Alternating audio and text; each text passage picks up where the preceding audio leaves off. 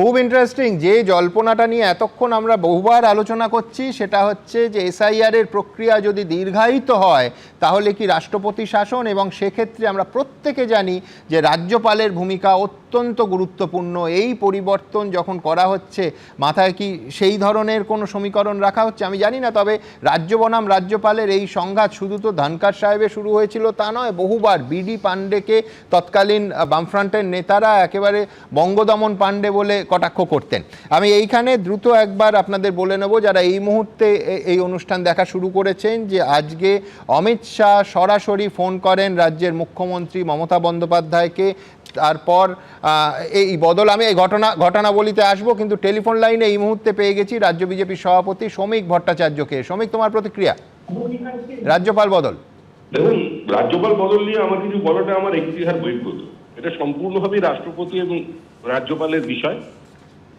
এখন যেহেতু নির্বাচনে তৃণমূল আতঙ্কিত, মুখ্যমন্ত্রী ধর্নায়, সেই জন্য নির্বাচনের প্রাক মুহূর্তে তৃণমূলের কাছ থেকে কিছু হতাশা, কিছু আতঙ্ক ভিন্ন ভিন্ন ভাষায় আজকে মানুষের সামনে উঠে আসছে।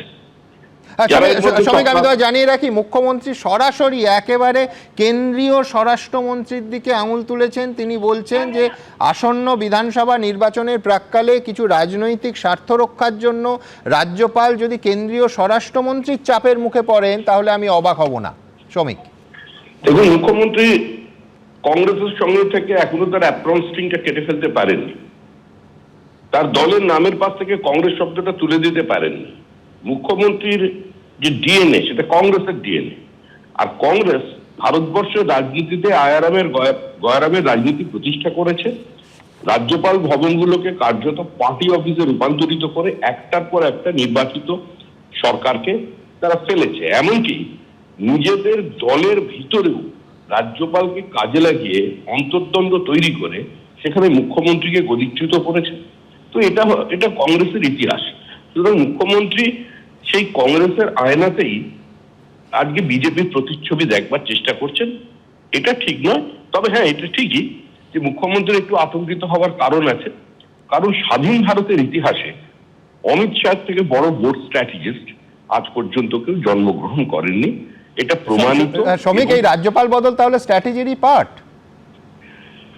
আপনার গণতান্ত্রিক দেশে যে কেউ যে কোনো ধরনের মন্তব্য করতে পারে, তবে আমি বলছি একজন পণ্ডিত মানুষ, অসামান্য তার লেখনী শক্তি, তারপরে তিনি এখানে হাতে খড়ি পেয়েছিলেন, বাংলার মতো পৃথিবীর মধুরতম ভাষার একটা স্বাদ পেয়েছিলেন। এখন তিনি অসুস্থতার কারণে শোনা যাচ্ছে পদত্যাগ করেছেন। তিনি 5 বছর যদি থাকতেন তাহলেও আমাদের কোনো আপত্তি ছিল না, কারণ আমরা তো রাজভবনের দিকে তাকিয়ে পশ্চিমবঙ্গে নির্বাচন করছি না বা নির্বাচনেও যাচ্ছি না। 2016 সাল থেকে বিজেপির 300 জনের বেশি কর্মী খুন হয়ে গেছেন। 2021 সালে 2রা মের পরে 56 দিনে 27 জন বিজেপি কর্মী খুন হয়। আপনি আপনারই টিভি চ্যানেল প্রতিনিয়ত দেখিয়ে চলেছে যে কিভাবে বিভিন্ন পরিবর্তন যাত্রায় গাড়ির উপরে আক্রমণ করা হচ্ছে, যেখানে বিরোধী দলনেতাকে 1 বছরের কাছাকাছি সময় সাসপেন্ড থাকতে হয়, 104 বার হাইকোর্টের দরজায় যেতে হয় একটা সভা করবার জন্য। সেখানে গণতান্ত্রিক পরিবেশ, সাংবিধানিক পরিকাঠামো, সংসদীয় রীতিনীতি এ নিয়ে কথা বলা কি কোনো নৈতিক কিংবা রাজনৈতিক অধিকার তৃণমূল কংগ্রেসের আছে? বেশ শ্রমিক, আমার শেষ প্রশ্ন, যিনি অস্থায়ী রাজ্যপাল হিসেবে আসছেন RN রবি, এর আগে তিনি এই মুহূর্তে যে রাজ্যটির রাজ্যপাল তামিলনাড়ু MK স্ট্যালিনের সরকারের সঙ্গে পদে পদে তার দ্বন্দ্ব, এবং সেই দ্বন্দ্ব বিল আটকে রাখার ক্ষেত্রে তোমার মনে থাকবে সুপ্রিম কোর্ট অবধি পৌঁছেছিল। 1, 2 হচ্ছে যে এতটাই সংঘাত যে এর প্রকাশ্য যা দেখতে পাচ্ছি তাতে রাজ্য সরকারের লিখে দেয়া বাজেট ভাষণ রাজ্যপাল RN রবি পড়তে অস্বীকার করেন, এবং RN রবির চা চক্র মুখ্যমন্ত্রী MK স্ট্যালিন বয়কট করেছেন। অর্থাৎ রাজ্য সরকারের সঙ্গে রাজ্যপালের সংঘাত তামিলনাড়ুতে কিন্তু দৈনন্দিন ঘটনা। এই একই ছবি পশ্চিমবঙ্গেও দেখতে চলেছি আমরা। পশ্চিমবঙ্গের মুখ্যমন্ত্রী রাজ্যপাল সম্পর্কে কি শব্দ ব্যবহার করেছেন? রাজ্যপালের সঙ্গে মুখ্যমন্ত্রীর সম্পর্কটা কতটা অম্লমধুর ছিল, রাজ্যপালের সম্পর্কে কি অভিযোগ এনেছিলেন, এটা নতুন করে বলবার কোনো প্রয়োজন নেই। আর রাজ্যপাল সংঘাত এটাও ভারতবর্ষে যুক্তরাষ্ট্রীয় ব্যবস্থার মধ্যে নতুন কিছু নয়। এ রাজ্যে সিপিআইএম ক্ষমতায় থাকাকালীন কি বিবৃতি দিয়েছিলেন রাজ্যপালের সম্পর্কে তারাও জানেন, এবং রাজ্যপাল কিভাবে তার হতাশা, তার ক্ষোভ, তার অভিব্যক্তি দীর্ঘ ব্যক্ত ইতিহাস, করেছেন। ধরমপাল সেটাও মানুষ থেকে বুঝেছে। বিডি পান্ডে অবধি বামফ্রন্ট সরকারের সঙ্গে সংঘাতেরও দীর্ঘ ইতিহাস আছে। সেই দীর্ঘ ইতিহাস আছে। হ্যাঁ, সেই এবং ইতিহাসই কি এরপরে কন্টিনিউড হতে চলেছে? সেই দেখবে, আমরা কেউই সংঘাতের রাস্তা চাই না।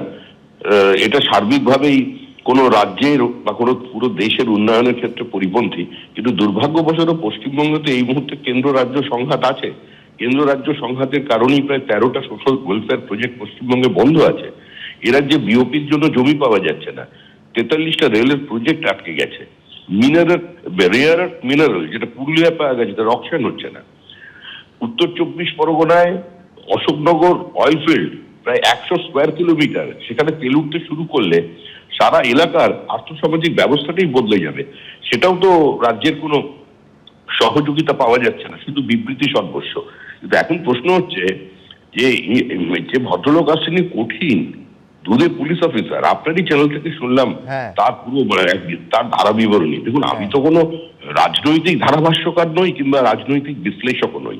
আমি একজন সাধারণ রাজনৈতিক কর্মী এবং আমার চোখে আমার দলের চশমা আছে।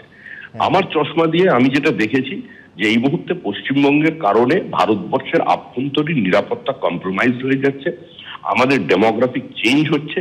রাজ্য থেকে আইএসআইএস এর জঙ্গি গ্রেপ্তার হচ্ছে এবং রাজ্যের বাইরে থেকেও যাদের গ্রেপ্তার করা হচ্ছে তাদেরও পশ্চিমবঙ্গের সঙ্গে যোগ পাওয়া যাচ্ছে। রিজার্ভ ব্যাংক অফ ইন্ডিয়া বলছে ভারতবর্ষের 72% ফেক কারেন্সি একটি জায়গা ওই মালদা কালিয়াচক থেকে আসছে।